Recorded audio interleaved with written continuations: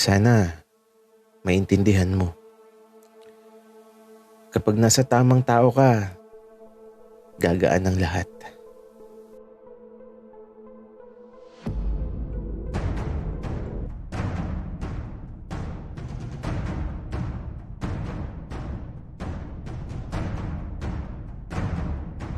Kaibigan, huwag mong kalimutan mag-subscribe sa aming channel at huwag din kalimutan i-click ang notification bell at subscribe button. Subscribe na!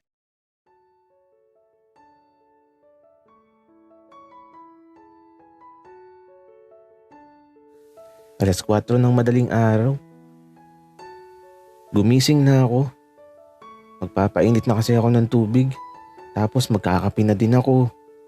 At magluluto ng baon ni Papa William ko. Kasi maaga siya nga alis ngayong araw. Paglabas ko sa silid namin, medyo natakot ako. Kasi parang nakakarinig ako ng nagtatawanan. Pero teka, parang nanggagaling sa silid ni Ben yung mga tumatawa. Kaya eto, lumapit ako at pinakinggan ko ang pintuan. At nagtatawanan sila Ben at si Dave sa loob. Pero bakit? Anong meron? Pero teka, si Ben at Dave ba ang naririnig ko? Baka si Jay yun. Kaya ito, sumilip ako sa silid ko at pagkabukas ko ng pintuan, gagi walang tao. Ibig sabihin, si Dave ang kasama ni Ben. O baka tatluhan sila? Grabe naman kung tatluhan sila. Pero bakit masaya? Bakit nagtatawanan? Ano nangyari? Kaya ito, habang naguguluhan ang isip ko, dumiretso na lang ako sa kusina. At ginawa ko na lang ang dapat kong gawin. Nagpapainit na ako ng tubig. Tapos, nagluluto na ako ng pang-ulam. Habang nagsasangag na din ako ng kanin.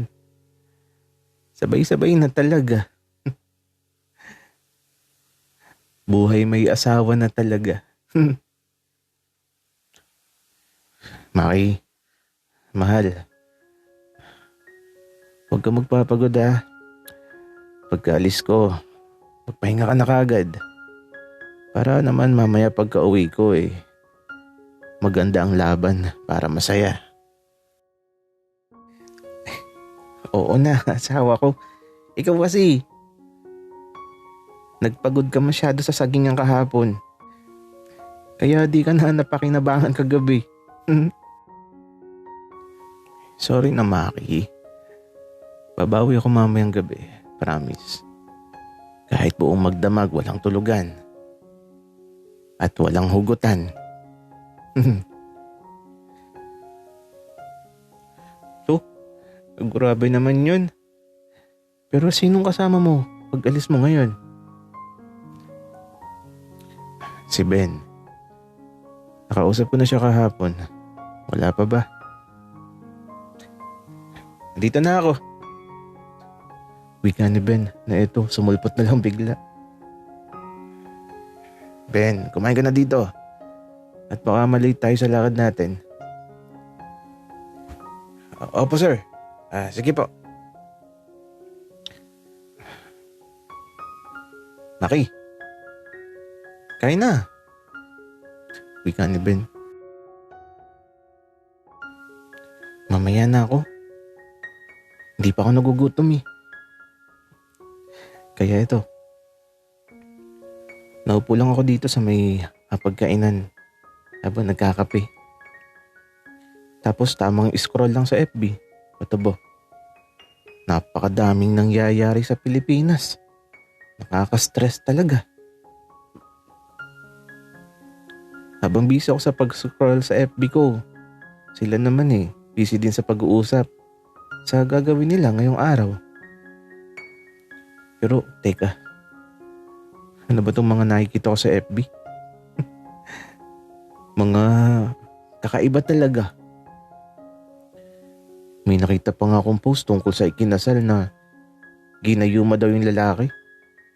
Tapos nung hagisan ng asin nagising daw sa katotohanan. Aba, teka, parang maganda yun ah. Sino kayang uunahin kong hagisan ng asin? Kaya lang, wala pala kaming asin. Nagluto kasi ako tapos pati sang gamit ko. Kapag nagliwanag na, lalabas na lang ako at bibili ako ng asin. Tapos, uunahin kong sabuyan si Jay. Baka ginayuma siya nung guard eh. Baka kung anong pinakain sa kanya.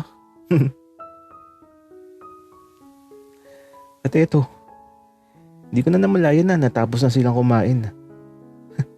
Nag-scroll pa din ako tapos eto, lumamig na talaga yung kape ko. At habang naghahanda, pag-alis sila Ben, ako naman, sinimulan ko ng linisin ng kusina at hugasan ng mga kinainan. At bago ba tuluyang sumikat ang araw, eto, nakaalis na sila. Kaya naman, sumilip na ako sa pintuan ng silid ni Ben. Pagsilip ko, may tao. Kahit madilim nakikita ko. Medyo nagliliwanag na kasi sa labas, kaya nakikita ko na. At lumapit ako para mas makita ko. Hello, si Dave. Si Dave to Tapos nakahubad siya ng damit. Tapos tulog na tulog siya sa oras na to. Naghihilik pa. Di na ako nagdalawang isip na buhay ng ilaw. At di man lang natinag si Dave. Napakahimbing pa din ang tulog niya. Pero teka, ano tong nakikita ko? Pinagmasdan kong mabuti yung mga nakikita kong ebidensya. Yung isang unan, kulay puti pa naman. Pero bakit parang naduguan? At yung bedsheet na puti din ng kulay, may mga mancha din ng dugo. Mukhang may naganap na milagro kagabi. Grabe naman yun. Akala ko ba magkagalit? Pero bakit gumawa ng kababalagan? Kaya ito, pinatay ko na yung ilaw at lalabas na ako sa silid na to. Ay nako. Masikip siguro kaya dumugo. At ito, nagliliwanag na talaga sa labas. Kaya naman, lalabas na ako at bibili na ako ng asin. May malapit naman dito na maliit na tindahan. Siguro, doon na lang ako bibili para naman di na ako pupunta sa bayan. Kaya eto, naglalakad na ako papalabas. At nang dumaan ako sa gate, inaaya akong magkape ng isang guard, yung matanda. Sabi ko kakatapos lang. Saan ang tungo mo, sir? Diyan lang sa tindahan, kuya. Bibili lang ako ng asin. Si Jay ba, nakita mo? At eto, natawa bigla si kuya dahil sa tanong ko. Nagtataka tuloy ako. Kuya, bakit ka tumatawa? Wala naman, sir. Basta wala akong alam at wala akong nakikita. Oh, okay. Gets ko na, kuya. Sige po, okay, lalabas na muna. Kaya ito, dumiretso na ako sa labas. At habang naglalakad, iniisip ko na talaga kakaagad ang mga susunod na gagawin ko. Uunahin ko talagang sabuyan ng asin si Jay. Tapos isusunod ko si Dave. Tapos sunod si Ben. At syempre si Papa William ko. Gagi talaga. Ano ba itong gagawin ko? Pero wala namang masama kung susubukan ko. Pabili po.